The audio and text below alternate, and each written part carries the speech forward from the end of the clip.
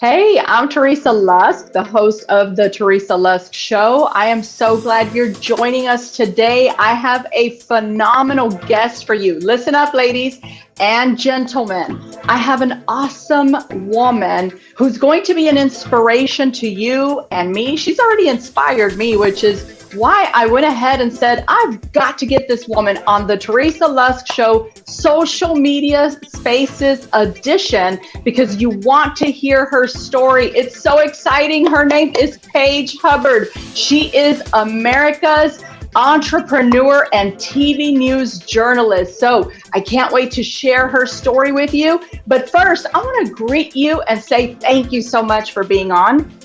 I want to tell you a little bit about ourselves. We are the Teresa Lusk Show, social media spaces, so that I can bring on phenomenal guests who have so much to say, and we don't have a time limit except whatever's based on their time. So make sure you climb on, text your friends, let them know to join in because they're about to hear an inspirational story that's going to make you want to pursue your dreams and goals. I'm so excited. So also, I want to talk to you about sponsorship. We actually do have an edition where we go into the studio and record, but we're looking for sponsors. If you have a business that you feel needs to be known about, you want to bring attention to your brand or your name, if you're an author, go ahead and message us, text us to the number that you're going to see on the screen and text the word show. Alasia, my assistant, is ready to go to receive your texts, your phone calls, and to say, hey, I want to be a sponsor for the Teresa Lusk Show. So also, if you are looking for coaching or consulting for your business, go ahead and text the word show and let us know that you are looking to make an appointment. I'm so excited. You're about to be just thrilled with the next story. I want to bring in Paige Hubbard. She is America's TV journalist and emerging entrepreneur. So help me welcome the beautiful Paige Hubbard. That was Hello. a fabulous introduction. Thank you so much, Teresa.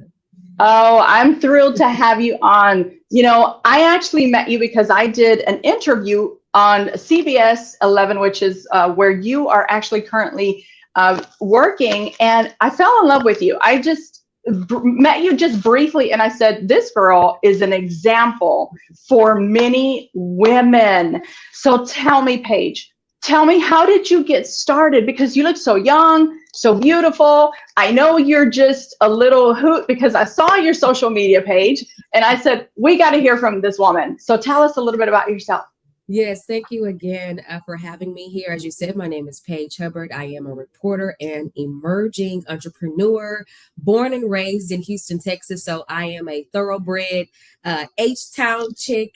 My career goals kind of began in middle school. I know this sounds kind of cheesy, but I was asked to do the morning news announcements during my time at Pershing Middle School. And then fast forwarding to high school, God kind of put things in my way to, birth this passion out of me. And the journey just really took off from there. So, I love what I do as a journalist. I think that I was built and created for this position. But as I said, now I am an emerging entrepreneur as I have, some years of experience under my belt. I'm looking to enter into the next level of my career. I don't want to jump too far ahead. So yeah, no. Okay. You said something that is so awesome because here's what people don't understand. And I've said this before, when you track the life events and you begin to pay attention, you said it yourself, God put this here. You begin to see the signs and the little, hey, this is the direction I'm going to take you. Because I remember when I was 11 years old and we were doing this competition, and we had to recite Dr. Martin Luther King's speech. And I got in that room and I was practicing it and I was going at it. And I wish I could say that I did a great job, but the day of, I just failed it completely. But while I was in my room alone, I thought I was him, just speaking and doing and whatever, right?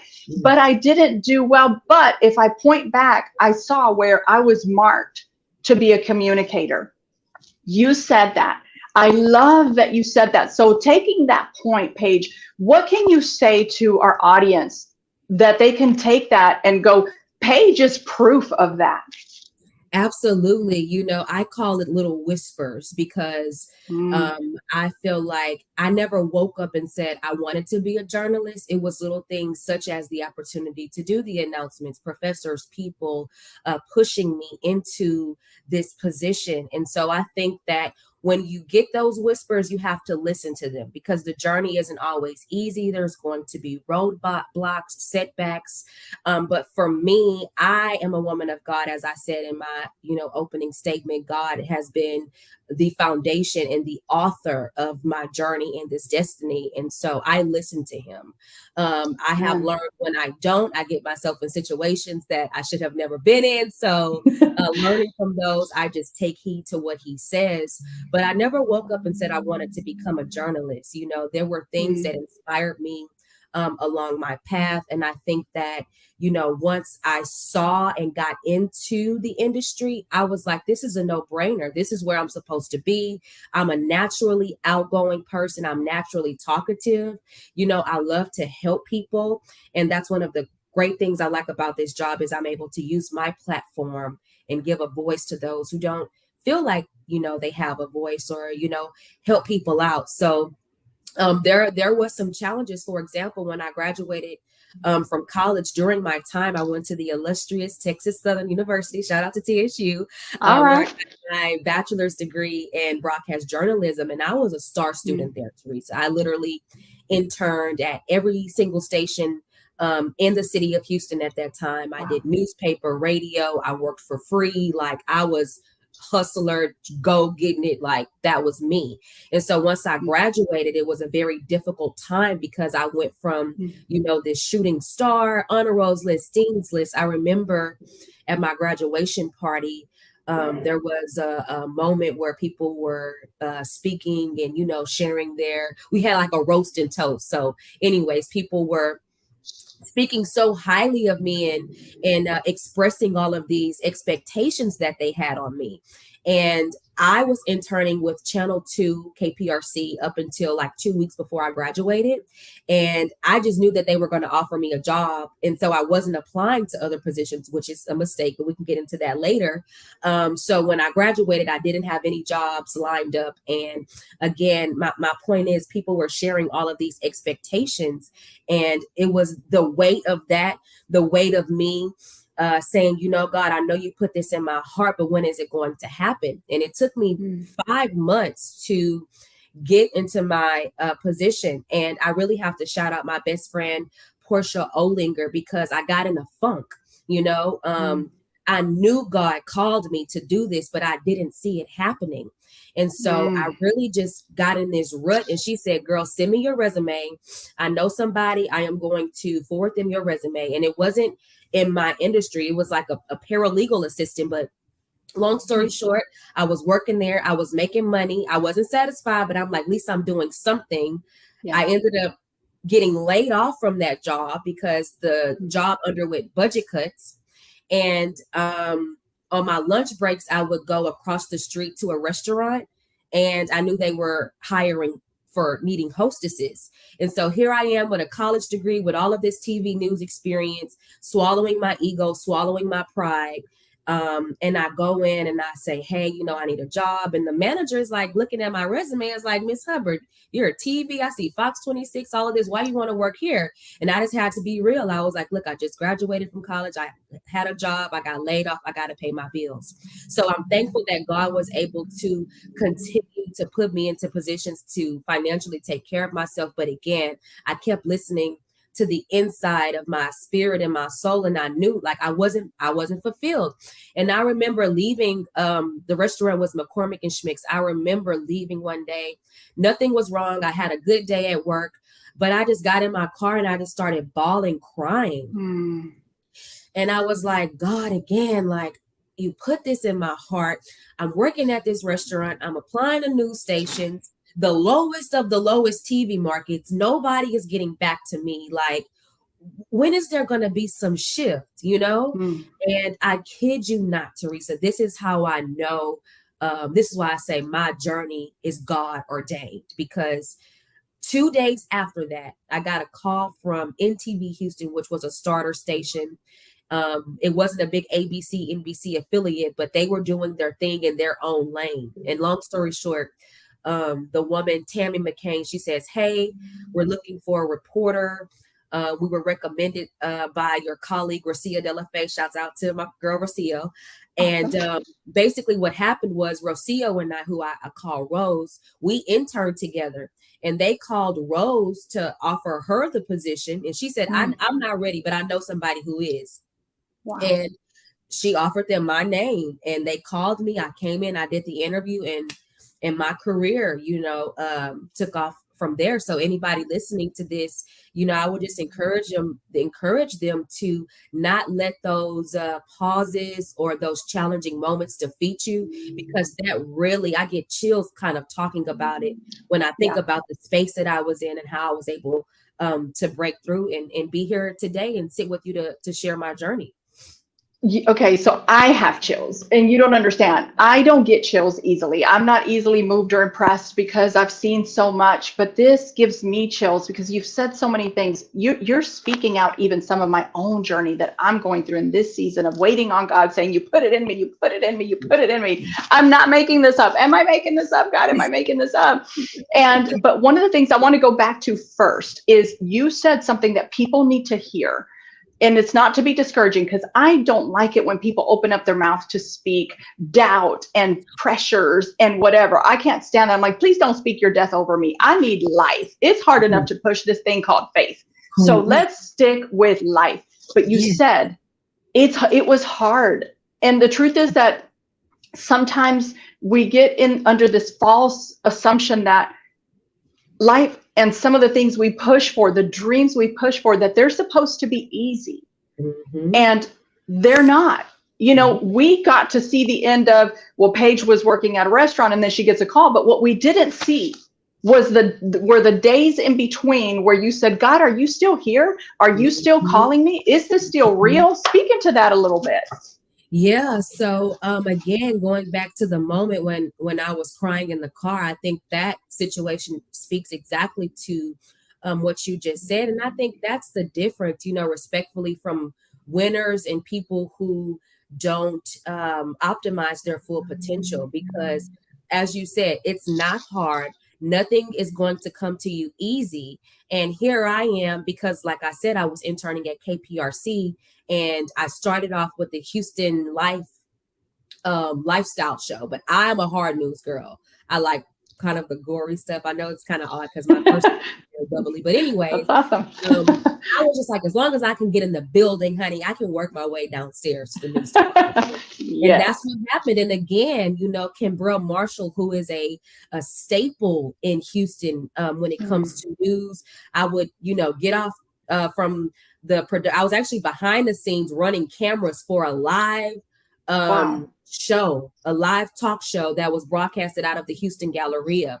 And so when we would go back to the station after production, I would go and mosey down to the news department, rub elbows with people there. And eventually Kimbrell Marshall, he invited me to be a part of the news intern team. So my internship got extended twice at Houston Life.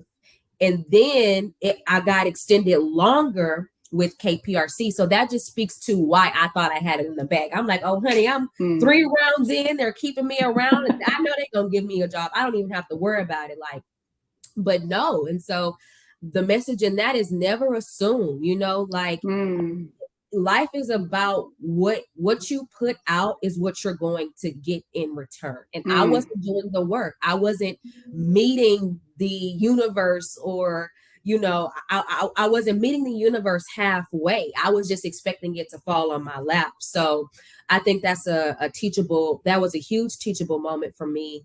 And I encourage now whenever I speak at, schools or mentor young girls, I always tell them, and not just with career, but in life, never put everything in one basket.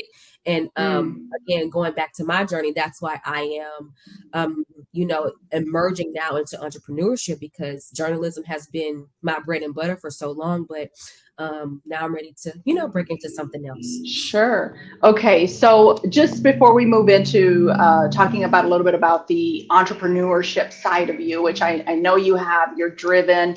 What are a few things that you can share with our audience, those who are watching, our viewers, who have been going at something for a while, and they're just like, I don't know, I start doubting, what could I do? What can you share with them real quickly about the tenacity and whatever's on your heart? Don't give up. Be intentional, be persistent. And one of the motivating factors that catapulted my career is I had a mentor, and my mentor was very connected. And I would advise, if you're not seeing a shift, maybe try to analyze, is your business practice effective? Is it something within yourself, your character, maybe the way you speak to people? Is there something internally you need to change? Is there something in your atmosphere that's distracting you? And I would look at, what you want to do, what you want to achieve, and lay out what it's going to take to get there. And don't entertain anything that's going to prevent you from achieving that goal. And I know it's easier said than done, but again, this is what separates the winners from the losers. If it was easy, everybody would be able to do it. It's not going to be easy, but you just have to believe again in what was instilled in you and keep that as your end goal, and just push through and don't give up. And again, I know that's easier said than done, but I just, that was my mentality. It's easier said than done, but if you actually listen to the stories from majorly successful people, you hear this right here: to keep going, keep going, keep going. I was actually watching a very inspirational thing from Steve Harvey, because he's got one of the best testimonies about the continuing, pressing in, pushing hard, even when you don't see anything in return. And for me, I've had to battle, me personally, between what I don't see and what I feel on the inside of me. Like there's no doubt of what I feel, what naturally comes to me, what I aspire to, what I run for.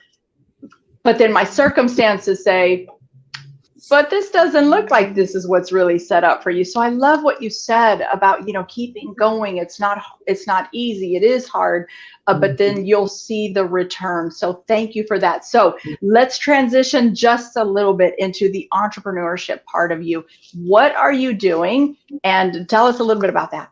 Well, this is something that I'm very excited to talk about, and it's still in the making, but I am in the works of launching my own clothing line.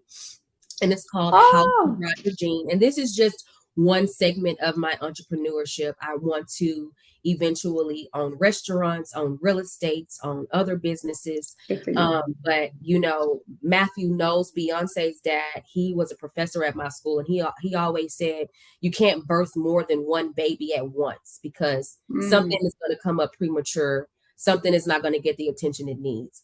So I'm very strategic when it comes to what I want to achieve. So now that I'm, set in my career, I'm in Austin Market 38. I was in Beaumont Market 145 before this. I said, what's next for me? I started praying to God, and he put this on my heart. And I didn't want it to be just like a monetary thing. I really wanted to have passion. My mom went to school for fashion merchandising. I have a family full of women, predominantly, that are all very fashionable and stylish. And so growing up, fashion was just a part of my life. It's a part of my DNA. Like my mom and dad were known, or still known to this day, for being fly. And so I wanted to create a business that had me and also could empower people. And I wanted to be meaningful. And so I call the name of the clothing line is House of Roger Jean.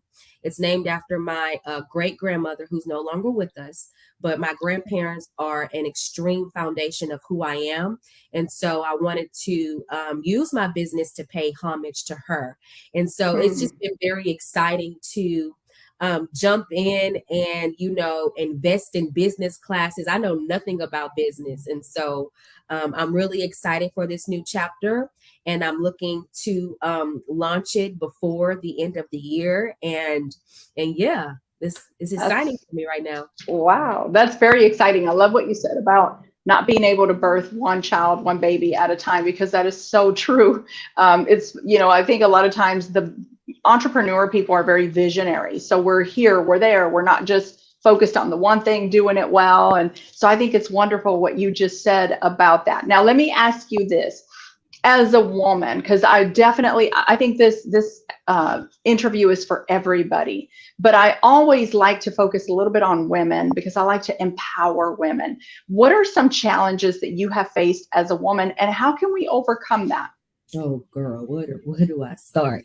I think first, being a minority woman, one of the challenges, I think that sometimes people automatically judge me off of the stereotypes that are associated with my race, unfortunately.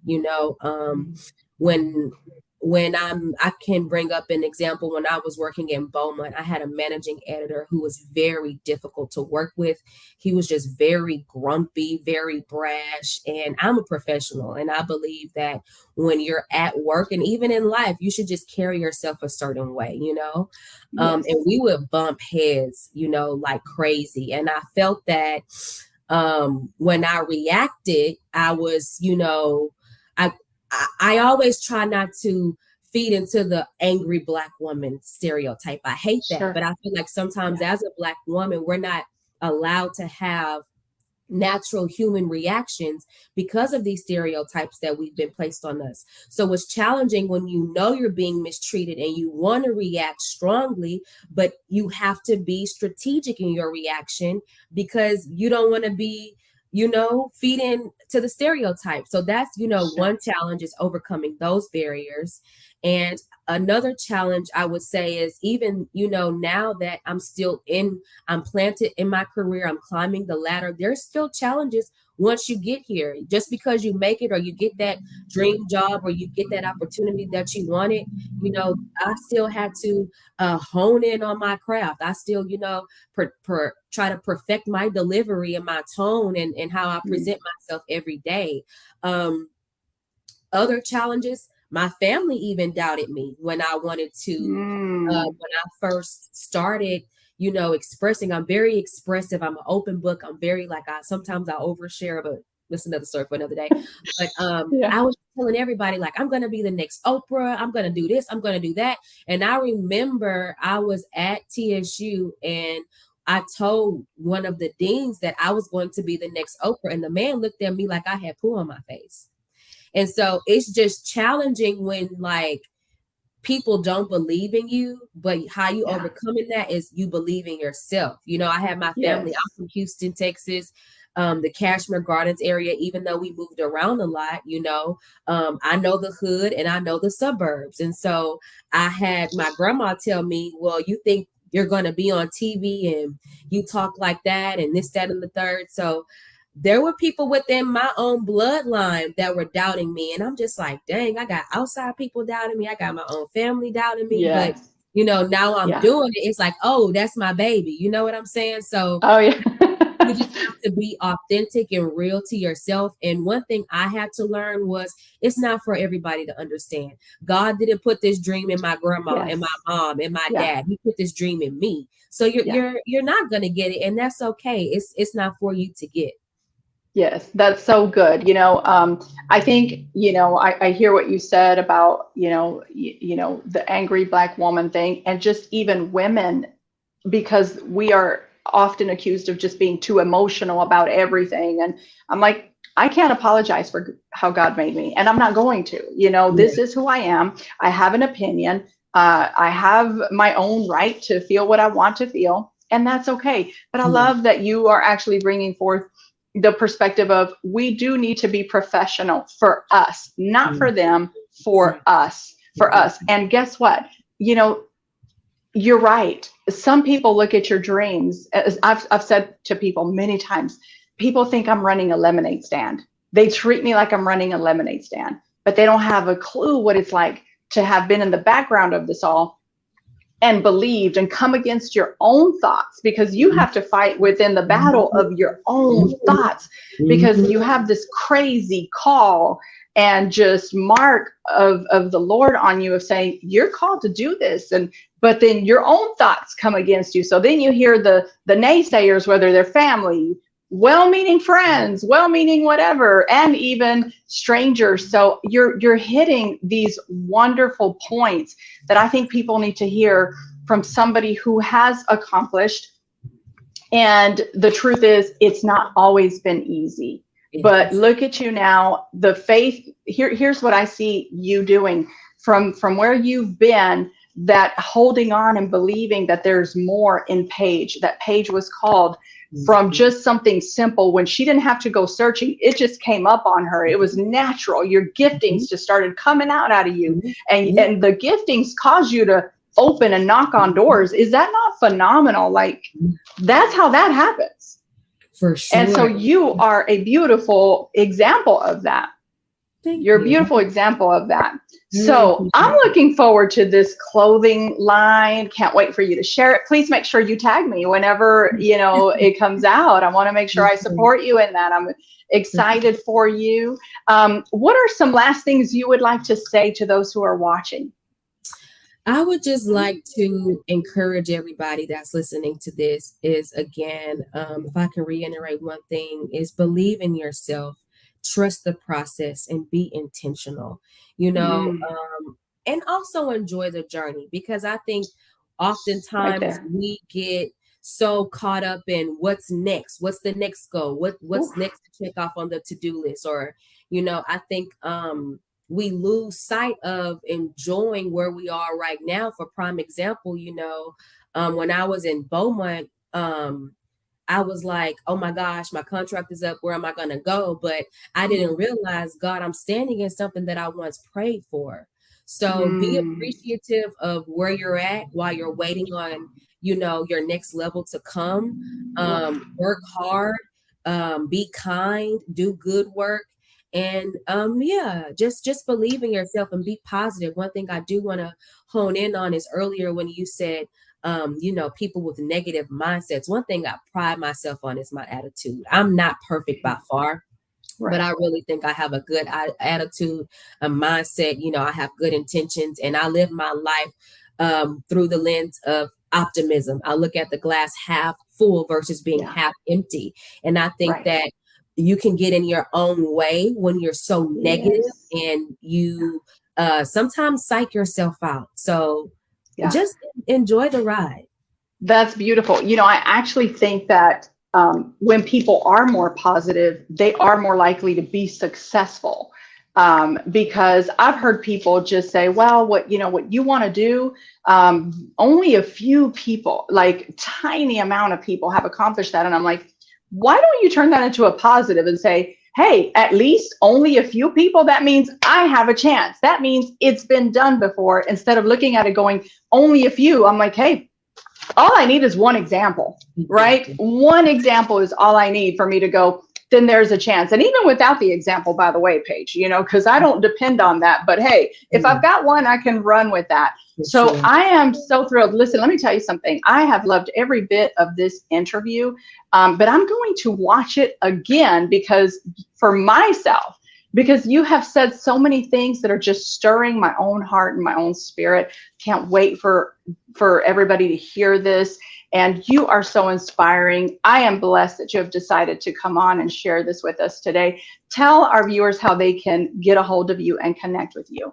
They can connect with me on Instagram. My name is at _Paige Hubbard as my last and first name _brand.